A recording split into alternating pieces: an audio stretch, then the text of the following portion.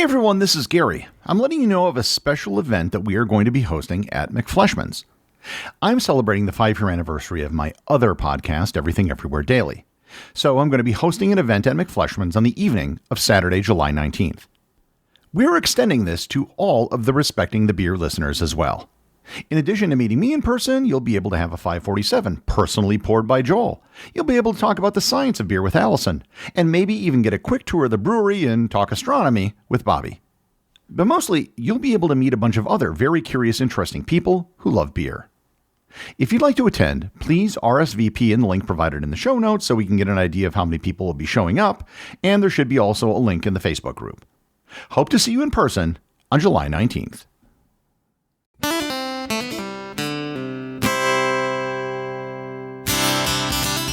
Hello, everyone, and welcome to another episode of Respecting the Beer. My name is Gary Arndt, and we got a full house here today. Everybody is going to be on the mic. With us, as usual, is the historian Hops. And Joel, there's something different about you. I can't put my finger on it. I got a haircut. Oh. But, yeah, that must be it. Well, anyways, my hat's off to you there. We also got brewer extraordinaire Bobby Fleshman and the co-owner Allison McCoy Fleshman. How are you guys doing? Good. She'll be on the mic mostly. We're sharing a mic here. We are sharing a mic. We're not doing a duet. We got a special That's guest for Patreon. The duet will be on Patreon. We got a special guest with us today here in the Prohibition Room. A man who looked at the market in Appleton, Wisconsin and said there's not enough beer being served. Amen. The same question that Bobby and Allison asked back in 2019 and came to the same answer. Scott Krebsbach, did I say it correctly? Krebsbach. Don't forget the BS. That's what of Vault 202 is going to be opening up a brand new brewery in town. So welcome. Thank you. And so why don't you tell us the story about how you decided to open up a brewery? Because we've talked a lot about starting a brewery on this show and everything that these guys went to, and you are now in the middle of it. So why don't you start at square one and say how you kind of decided to go down this route? Krebsbach origin story. It's a long, circuitous route, that's for sure, if I said that word right. I started brewing or looking to get into brewing in 1999. So I found my first... This was because of Y2K concerns? Exactly, yeah. I just had to get the bunker full of beer just in case. You never know. After graduating from college, I was looking around for brewing jobs, and it was difficult to find anything because, I don't know, in 1999, there just weren't a whole lot of breweries. So I finally found a place up in Duluth, Minnesota that was basically taking volunteers. So I volunteered for about 6 months until I ran out of money. But while I was up there, I met everybody in the Minnesota brewing industry. And I ended up getting my first actually paying brewing job at the Town Hall Brewery in Minneapolis. So if you've never been there before, just to tout them a little bit, they're one of the most award-winning breweries in Minnesota. They're still going 25 plus years later. And Mike Hoops was my brewmaster there and absolutely love that place. So if you ever make a trip up to the cities, stop in. Cool. I was there for a couple of years. And then a head brewing job opened up in St. Paul. So I went over to Great Waters Brewing Company in St. Paul. Was there for about 3 years. And then it was a small brew pub. So I sort of hit the ceiling on how much you could make and how much you could brew. And I just wanted to challenge myself a little bit more. And since I'd only lived in the upper Midwest my entire life, I got a job at Omegang in New York.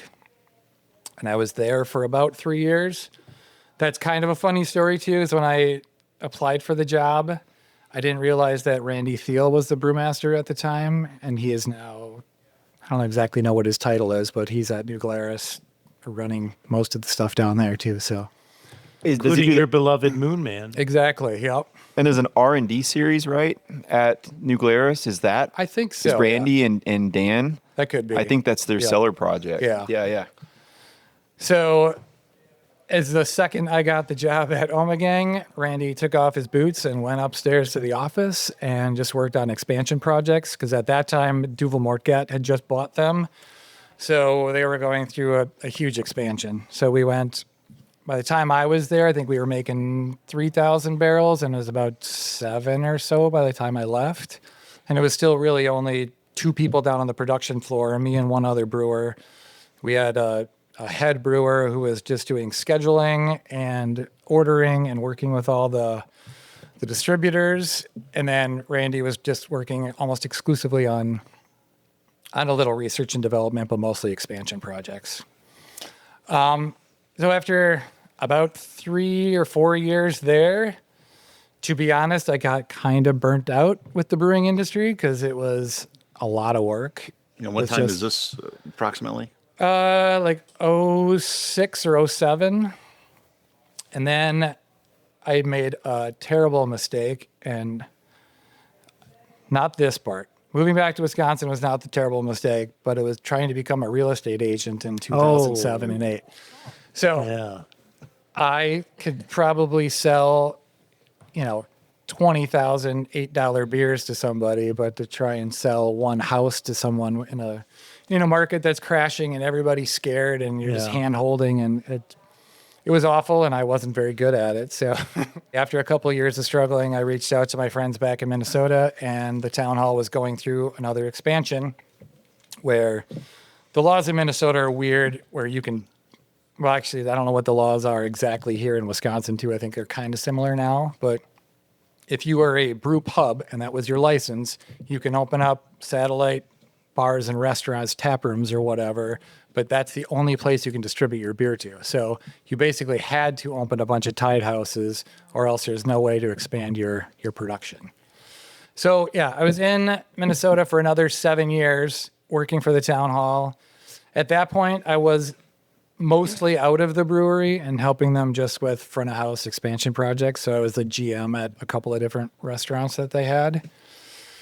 And then after about 7 years there, my wife really wanted to live in Colorado. So we packed up our stuff and we moved to Colorado. I was out there and I worked at Station 26 Brewing Company, which is, it's a small brewery inside of an old fire station, obviously.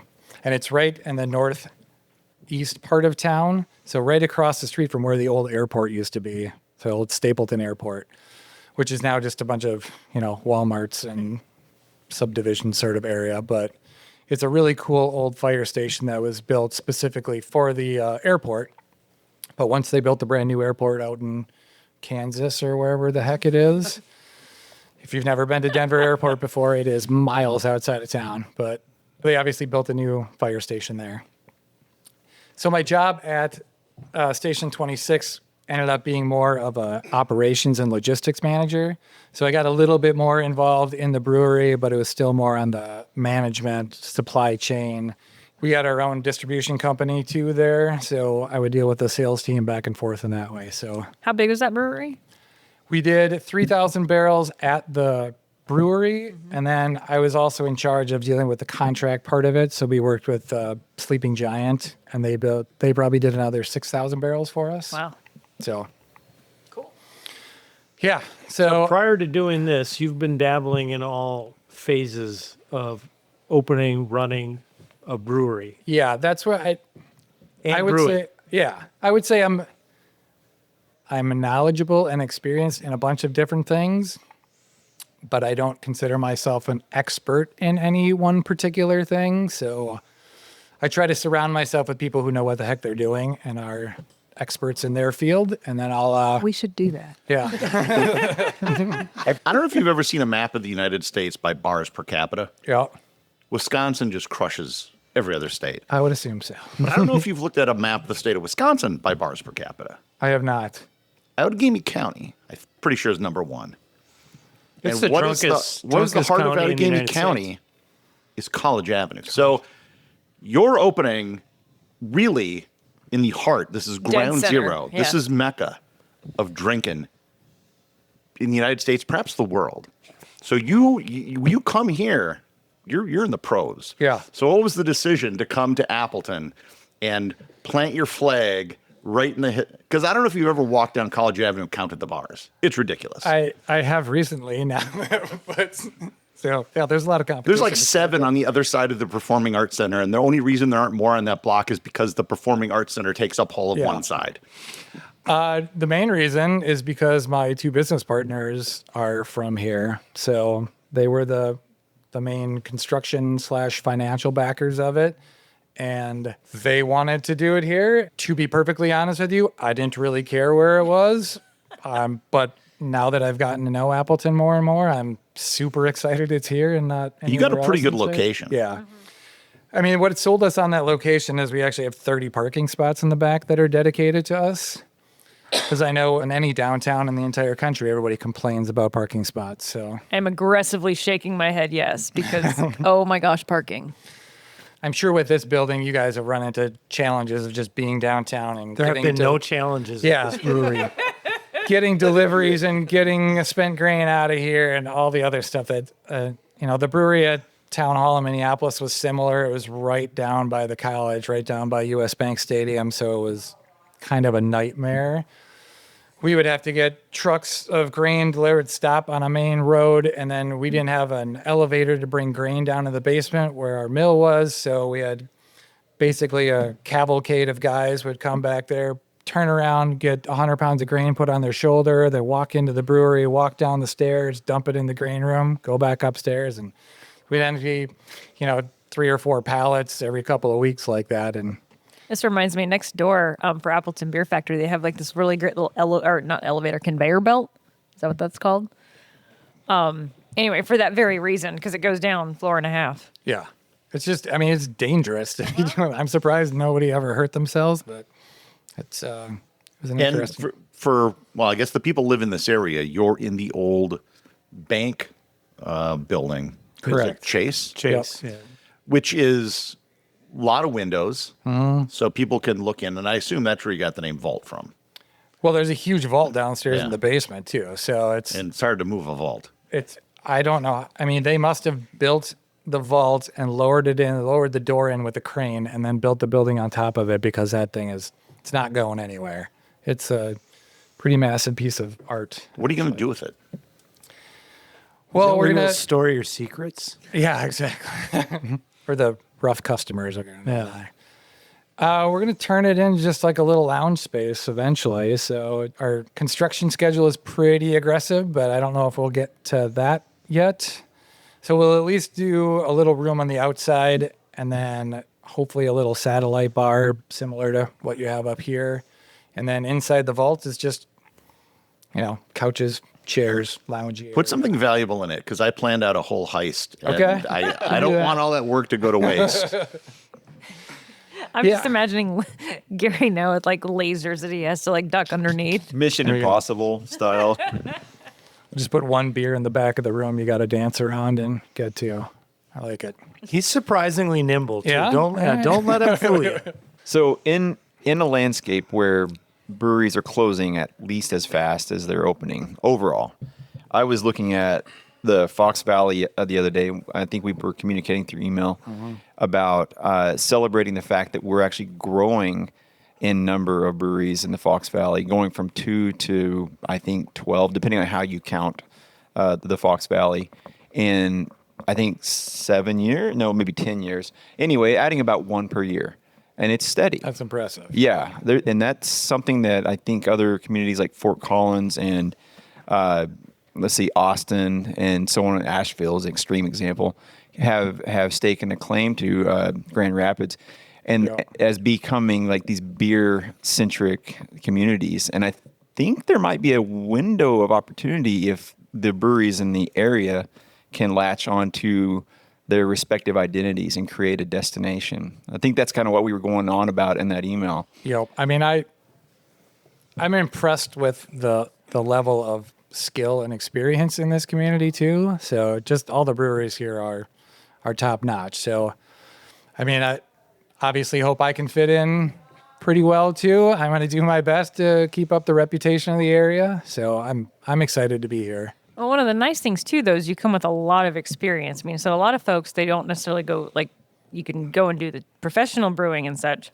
but there's a lot to be learned just by, making work for, years and years on with in particular for you, all the different systems that you had to Yes. adapt to. Yep. So that's pretty impressive.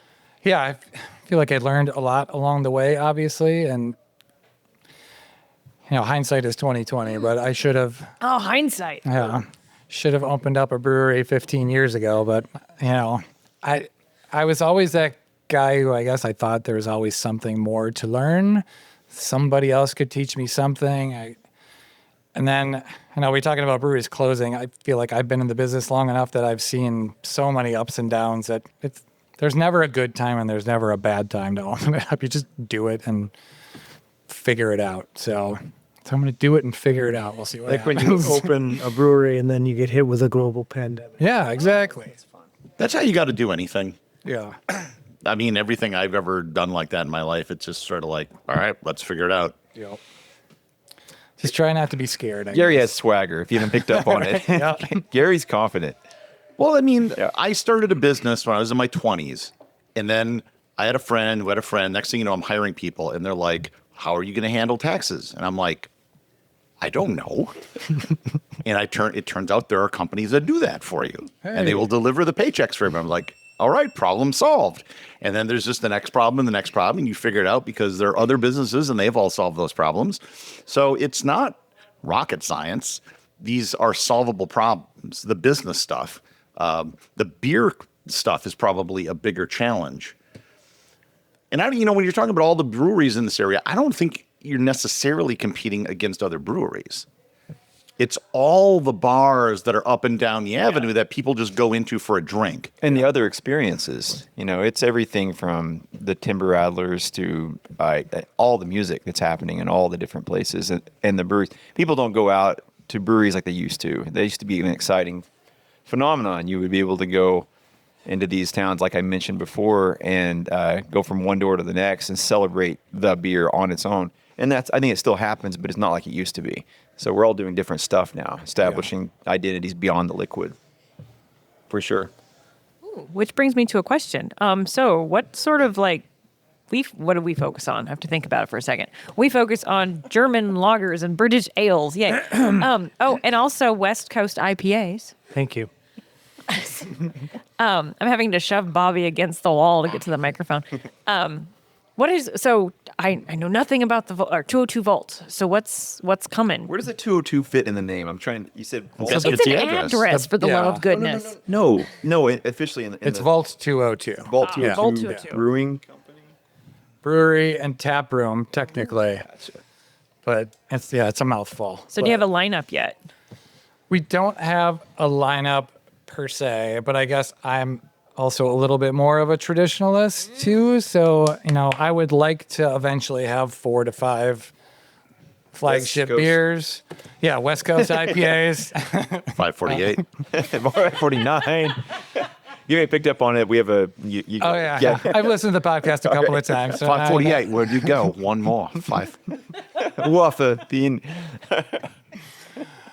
So we'll do a little bit of everything. I don't want to. I don't know. I don't want to force beer down people's throats. I don't want to be full on mobcraft here, but I definitely want the customers to tell me what they like, and I like to make money, so we'll have a hazy IPA on tap, whether I there like we that go. or not. It's a trend. It's fine. Yeah, It'll go with the so, internet yeah. when they're gonna go away. I just The like, internet is okay. We've talked about this. When Bobby started, he was a purist, and it was just going to be, I'm doing it for the beer. And next thing you know, it's hazy IPAs. Yes. we don't And he's like to putting pay cherry bills, and too, shit so. and everything now. And Although yeah. he still does beer-flavored beer better than anybody I've seen. Actually, half the time I can't have to go back to this full-on mobcraft. I'm gonna text Billy over at Youngblood because every time I every time I hear a Youngblood beer name, I have to let him know. Full-on mobcraft has got to be a There you go. Youngblood beer. There you go. I like it. Real time. are you guys going to serve food? Yes. Like a full kitchen? Or No. We're getting a gas-fired pizza oven. The logistics of this building also is we wanted to put the kitchen sort of in the middle to be a little bit of a focal point too, but then we have to vent everything about I don't know, 150 feet to the back of the building. I'm guessing a bank was never designed Yeah, for exactly. venting. Exactly. Yeah. So I don't know. It would be prohibitively expensive to get some kind of a hood in there. So if we just do gas-fired pizza, all you need is a long vent with a little bit of an exhaust fan on it. So that's what we'll do. So as much as I was saying that you have to do more than beer, let's talk about your brewing system. Yep. What's it going to look like? The size, the number of tanks, et cetera, number of beers you're focusing on? We got a 10-barrel system from QTS, 4 fermenters, and a bright right now. So we'll just keg everything off. We have a draft cooler upstairs where we'll have our 12 beers on tap that we're serving, and then a backup. And then there's a larger cooler downstairs in the basement that will put in all the... Eventually, it might be nice to have serving tanks, but then it's going to be drilling holes in the floor and running a pipe or 2 pipes from the brewery all the way to the front of the building underneath the tank. So it's crazy. I am just going to say I feel seen right now because these are the conversations we had for years and years and years about how do you expand, how do you build, and then how do you lower the tanks down. I hear you, man. Yeah, it's... And Maybe Bobby has a new friend to talk about. So elevator exists, right? There are 2 small elevators that can fit like 4 kegs in there. Enough. So that's enough. That's Yep. enough. That's fantastic. Yep. Yeah. Being who I am and the experience I have, I looked at this building and I'm like, oh God, okay, I need to solve all of these problems before we actually sign the lease on this thing. Because I still don't know exactly how we're going to handle where the spent grain is going to be out back. And I still have to find a farmer yet too. But, little things like that maybe I'll just take the grain home and dump it in my backyard. I don't know. Mash Mountain. Yeah, I suppose that's what a lot of people don't realize is that it's a great location in terms of being centrally located. Everyone's going to see it. You got a lot of windows and everything, but it just wasn't built for this. Yeah. And so just in terms of infrastructure, I can see how this is totally going to be a pain. So I thought this was, it's a vault. It's a huge bank. The floors looked like they were super thick and could handle putting tanks on it. But of course, you get a structural engineer in there and they tell you that's going to cost you tens of thousands of dollars now to put more iron bracing downstairs. So that's what we have to do. So that sucks. That's expensive. And then we can't just cut a hole in the floor for a big trench drain too. So we have to we're going to slope the floor as much as we possibly can, but there's just going to be little drains on the floor periodically wherever the low spots are. So it's... You feel so vindicated right now. I can't tell you how much. Oh my God. Well, and that was we, structural engineer as well, came in and we completely gutted our space. Yeah. And found some subfloors that we didn't know were there. Talk about adding some cost. But then when they were like, okay, this is how you need to build the steel frame. I think we had to overshoot by what, 10 to 150,000 pounds, it seemed. Oh, jeez. Yep. Mm-hmm. Yeah. And so we went in thinking, okay, we have, completely gut it and build it, but then we had to end up overbuilding. We're thankful now. Yeah. But it was very hard to convince me why we were spending an extra $50,000 to bring out the steel farther into the Prohibition Room area, which has no tanks whatsoever. Yep. So there's a space beneath the brewing area? No. Well, there was. So there was a separate building that this was built onto. And so when we dug into the subfloor to lower the tap room down by 3 feet, we found the remains of the previous building that had been here. Oh, wow. Yeah, that building was tannery built in 1870, if I'm not mistaken. This building was built in the teens or around that time. Yeah, it burned down, but we found the remains of it. Fun side story. So we for a hot minute, we thought that there was a basement and we didn't know exactly how to determine whether or not there was a basement. And so I contacted my geology friend and I was like, hey, do you have a seismometer type thing so you can ground penetrating radar? Yes, just to see. But no, there's no basement. We made too many jokes about if we had found Native American bones that no one would mention the fact because everything comes to a halt. It would halt your yeah, construction, yeah, yep. exactly. So maybe we did, maybe we didn't. We totally would have said. Honesty's the best policy. Right? That's what I've heard. Yeah. When is the scheduled opening day? Our goal is The to day be before Mile of Music. Exactly. Literally, it's getting down to crunch time where it seems like it took us a really long time to plan and design and get everything set up. But, we've only been under construction, I think, for a couple of weeks, and we are moving very fast. So you got all the tanks and everything at least ordered? Oh, we ordered those in December. So they should be ready by the first week in June and delivered that week. We're just waiting for our floor to be poured and ready to go and set up and cured so it's stable to drop the tanks in. And then it'll take them about, I think they said 10 to 14 days to hook everything up, get the boiler and chiller all ready to go. And then we can start passivating the tanks and get in there and start brewing. So How many taps do you plan on having? we'll have 12. The first year. You'll say 12 be enough. Yeah, I know. Yeah. It's You guys got now? 28. 28 in one spot. It's 46 all told. You don't have Where are 46 these different mystery beers, taps? Well, no, There's the- 3 up here and there's 8 down outside. 8 there, and then 28 downstairs, and I'm forgetting Does that something else. include the lucre? And that doesn't include the lucre. So it's And- 30. And yeah, Yeah, it adds up. It's But it's not 30 different beers that you have on, is it? it could Close? be, yeah. And they're not all beers. Everything's yeah. going beyond beer now. Yeah.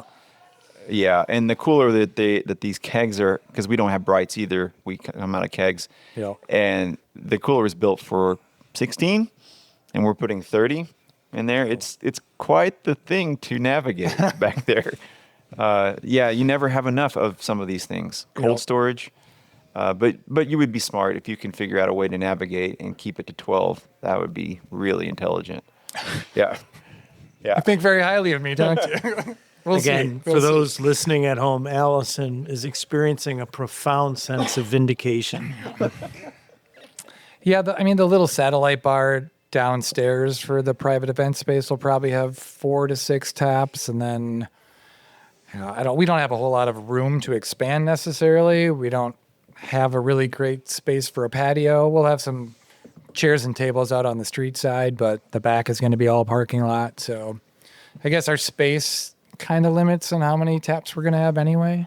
So that's 16 total taps. So you'll have 15 IPAs. What'll that last tap be dedicated? Probably some Bud Light clone, I think. Okay. Yeah, something All like right. that. Another good young blood name. Exactly. Some Bud Light. So yeah, we are super excited to be in Appleton. That's for sure. I'm glad that this was the location that the partners wanted to be at, and I'm glad I can be a part of it. Well, there's a history of collaborative relationships that the breweries in this neck of the woods have.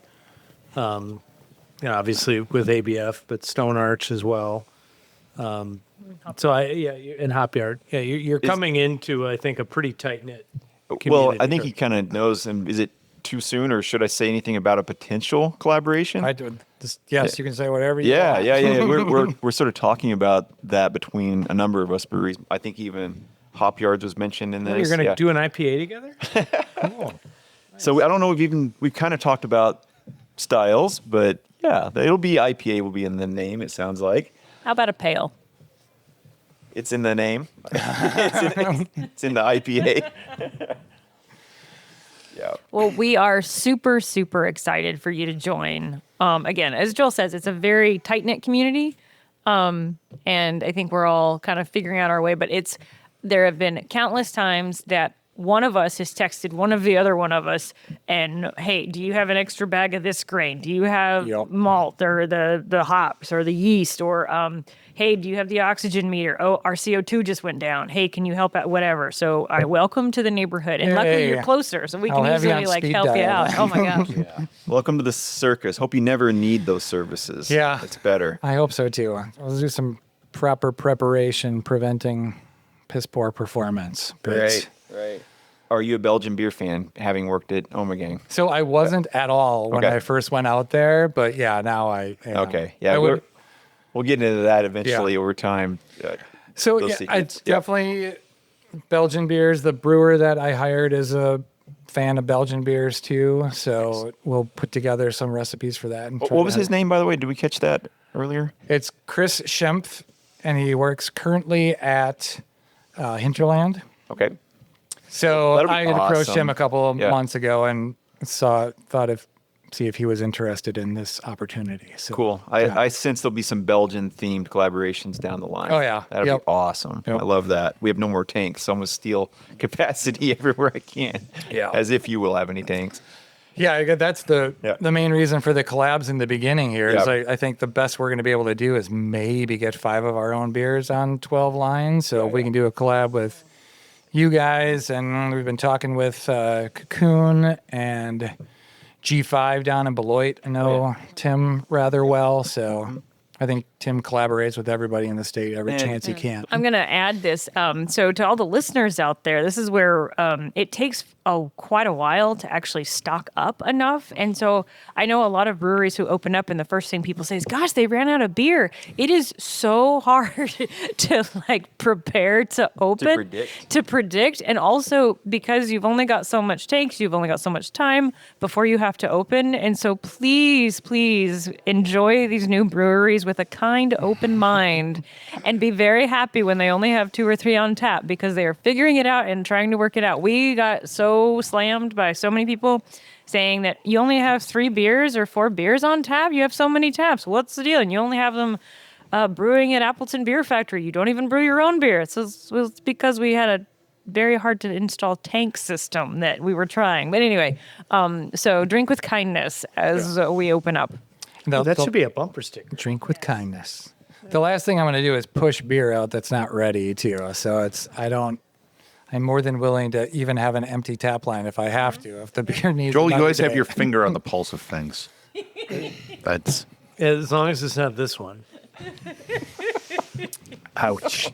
Okay, listeners, for those of you who are wondering what Gary's been poking me about, you'll have to subscribe to the Patreon to hear the full story. Well, now that we're fully off track, I think this is a good time to conclude this episode of Respecting the Beer. Producer of Respecting the Beer is David Kelso. Without David, this show would not exist. Remember, you can follow the show over on Facebook to get updates between the show and over on Patreon to hear wonderful stories like how Joe mangled his hand. And until next time, please remember to respect the beer.